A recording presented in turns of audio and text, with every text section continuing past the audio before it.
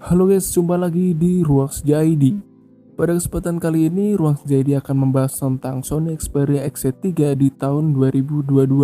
Apa saja untuk kelebihan dan kekurangan selama memakai Sony Xperia XZ3? Dan bagaimana untuk gaming testnya? Apakah kuat? Tapi sebelumnya jangan lupa subscribe dulu di Ruang Senja ID biar dapat tutorial dan review berikutnya. HP ini pertama kali diluncurkan pada tahun 2018 sekitaran bulan Agustus. Dan sekarang sudah tahun 2022 dan ya lumayan lama. Ya berarti sekitar berjalan 4 tahun kurang lebih untuk umur HP ini. Dan pertama kita bakal bahas dulu untuk masalah desain pada Xperia XZ3 ini. Kita bahas yang di bagian belakang terlebih dahulu. Di bagian bodi belakang ini yang paling saya tidak suka itu adalah letak di bagian kamera dan fingerprintnya. Kadang malah suka kepencet di bagian kamera daripada di bagian fingerprint.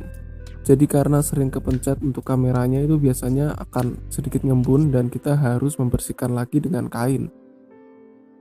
Di bagian depan menurut saya masih oke-oke aja, namun dengan tampilan dagu atas dan dagu bagian bawah itu agak tebal.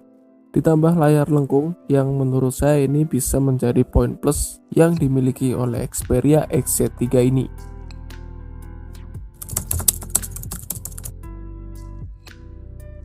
Oke, kita beralih ke sektor kualitas layar. Untuk layar Xperia XZ3 ini menggunakan layar jenis OLED dan dilengkapi dengan HDR. Di sini kita akan lihat untuk Xperia XZ3 ini mampu memutar YouTube dengan resolusi berapa. Nah, untuk Xperia XZ3 ini mampu memutar 4K dengan 60 fps dan dukungan HDR. Dan jika ngomongin masalah layar, memang Sony ini paling jagonya.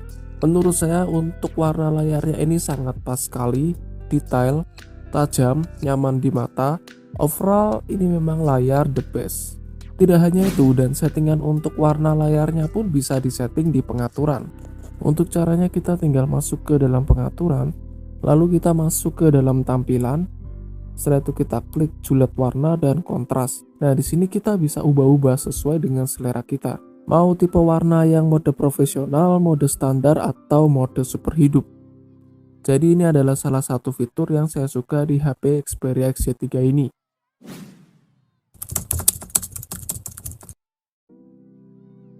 Nah, di sini ada bagian yang ribet di HP Xperia XZ3 ini, yaitu di bagian colokan headset. Jadi kita harus membeli konverter Type-C ke lubang jack 3,55 mili.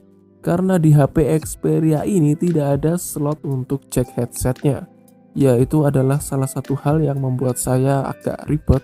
Karena jika ingin mendengarkan musik atau memakai headset harus tetap bawa jack converter ini. Dan kalau ketinggalan, ya sudah. Nah, jika sudah terpasang seperti ini, maka akan muncul logo headset yang ada di atas. Lalu untuk prosesornya, HP ini menggunakan Snapdragon 845 dengan kecepatan 2,8 GHz. Selama pemakaian, saya coba untuk beberapa game dan bisa dibilang beberapa game itu cukup lancar. Dan kita langsung aja untuk tes gamingnya. Dan di sini aku cobain untuk game FIFA yang terbaru ya, bisa dapat grafik apa. Kita lihat untuk di pengaturan, lalu kita bisa klik di grafik. Nah, di sini kita bisa lihat untuk settingan grafiknya.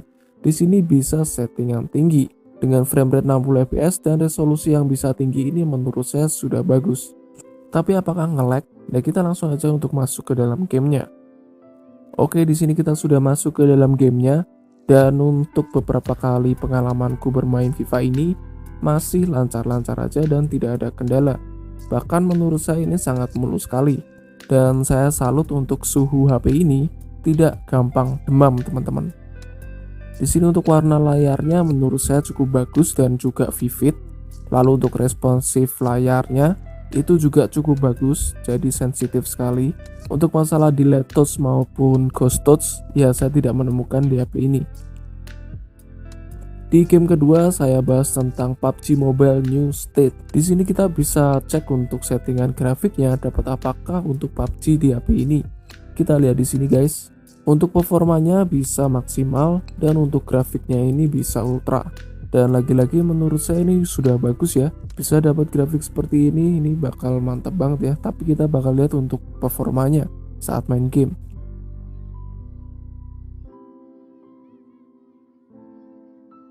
Dan lagi-lagi grafiknya ini mantap sekali. Terus untuk tekstur grafiknya ini bisa detail dan warnanya juga bagus. Yang paling aku suka di HP ini itu adalah responsif layarnya. Jadi kemana jadi kita geser gitu kan, dia tuh langsung cepet geser. Jadi saya ingat sekali untuk sensitivitas layar ini mirip sekali dengan iPhone 7. Ya, dan saya ingat sekali HP ini tuh cocok buat yang suka facehand. Mirip sekali dengan layar di iPhone 7 untuk masalah sensitivitasnya. Dan untuk masalah panas, saya belum menemukan ya di HP ini selama pengalaman. Cuman kalau hangat itu ada. Namanya hangat itu wajar ya teman-teman, karena ini adalah prosesor gaming. Tapi kalau untuk panas yang mengganggu itu saya tidak menemukan sama sekali. Tapi tetap ya, kalau main game berat seperti ini dengan settingan tinggi, ya disarankan tetap pakai cooling fan. Karena biar apa? Ya biar baterai teman-teman itu bisa lebih awet. Terus untuk FPS-nya itu bisa lebih terjaga karena suhu yang stabil. Jadi untuk game sekelas PUBG maupun FIFA, PES itu saya sudah pernah main di sini. Mobile Legends juga main di sini. Dan menurut saya untuk settingan standar atau red settingan yang menengah itu masih nyaman buat dimainkan. Kecuali kalau dipaksa rata kanan itu baru ada stutter atau sedikit-sedikit lag ya. Tapi bukan lag yang parah, itu bukan guys. Jadi lagnya itu standar aja sih. Lalu untuk baterai, ya baterai di HP ini tuh menurut saya awet juga tidak terlalu, boros juga tidak terlalu. Bagaimana ya? Jadi saya bilang ini bisa standar-standar aja sih. Baterainya itu ukurannya 3300 mAh. Contoh untuk pemakaian sosmed biasanya saya cas itu 1-2 kali ya sehari. Lalu untuk aktivitas game berat biasanya ya 3-4 kali. Namun untungnya untuk pengecasannya itu lumayan cepat, jadi bisa terbantu. Asalkan memakai charger yang original ya guys. Lalu untuk masalah sinyal ini masih oke-oke aja guys. Cuman memang kadang barnya itu sedikit, kadang 2 bar, kadang 3 bar. Jadi ya menurut saya kurang stabil ya teman-teman. Tapi kadang saya buat game itu ya pingnya lancar-lancar aja guys. Dan sayangnya cuman ada 1 slot SIM card dan 1 slot micro SD. Dan dimana untuk slot SIM-nya ini bisa ditarik dengan tangan seperti ini. Jadi tidak usah pakai ejector itu bisa. Dan untuk kekurangannya apalagi ya? Mungkin untuk internalnya hanya tersedia 64 GB. Jikalau HP ini memakai 128 GB, pasti ini bakal mantap sekali. Tapi tenang aja, masih ada slot kartu SD yang bisa dipakai di HP ini. Jadi untuk penyimpanan foto, musik, dan lain sebagainya bisa kita oper ke kartu SD. Lalu kita beralih ke sektor kamera, dimana untuk Sony Xperia XZ3 ini dibekali kamera yang cukup oke. Karena menjadi salah satu sektor yang diandalkan pada seri ini. Kamera utamanya itu 19 megapiksel dan untuk kamera depannya itu 13 megapiksel. Untuk hasil videonya itu bisa sampai ke 4K teman-teman. Tapi kita bakal cobain yang 1080 dengan 30 fps kurang lebih seperti ini guys.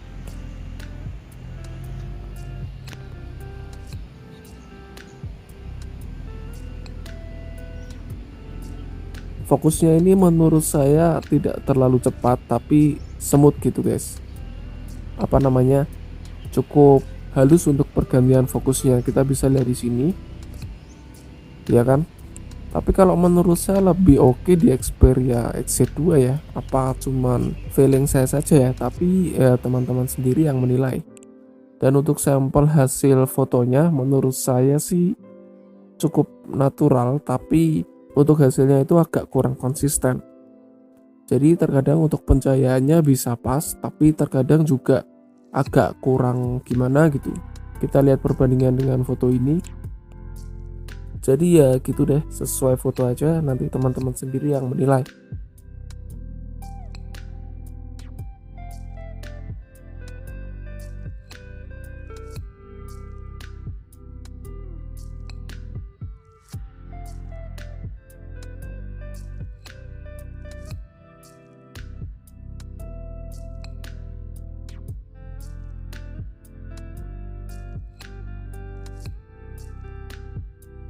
Jadi untuk kesimpulannya gimana bang? Ya, HP ini tuh menurut saya masih layak untuk sosmed maupun gaming, tapi gamingnya itu bukan yang terlalu berat seperti contohnya Genshin Impact, karena untuk Genshin Impact itu kan menurut saya udah paling berat ya teman-teman.